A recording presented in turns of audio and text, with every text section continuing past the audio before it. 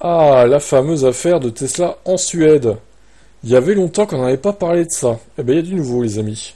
IF Metal a déposé une plainte mercredi après avoir affirmé que Tesla n'avait pas informé les représentants des employés des changements sur le lieu de travail, ce qui était exigé par les lois de travail en Suède. Il s'agit du deuxième procès intenté par IF Metal contre Tesla cette année, affirmant que l'entreprise a violé la loi suédoise sur la codétermination. L'agence Reuters a été la première à rapporter l'histoire. La première affaire est toujours en cours.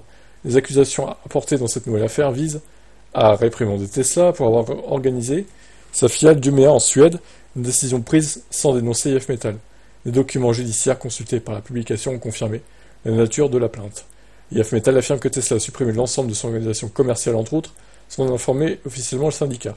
Le groupe affirme qu'il s'agit d'une violation de la loi sur la codétermination.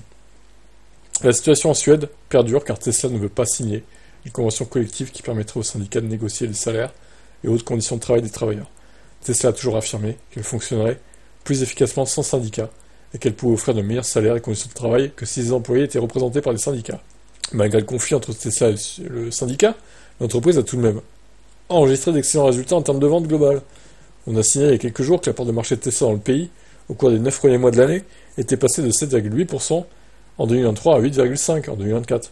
En termes de véhicules électriques, Tesla détenait 28,6% de part de marché au cours du seul troisième trimestre, selon les données recueillies par EUVIS. Tesla a également le contrôle du marché global des véhicules électriques en Suède.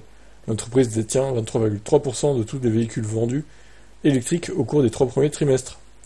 Grâce au bon chiffre du modèle Y, qui a représenté 80% des ventes totales de modèles Tesla sur l'année.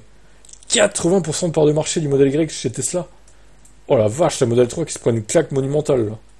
La modèle 3 était le sixième véhicule le plus vendu en Suède, enfin électrique du coup, pas toute énergie confondue. Malgré les conflits, il est évident que Tesla se porte bien, à l'issue de ces deux affaires dépendra en réalité des preuves qui pourront être présentées.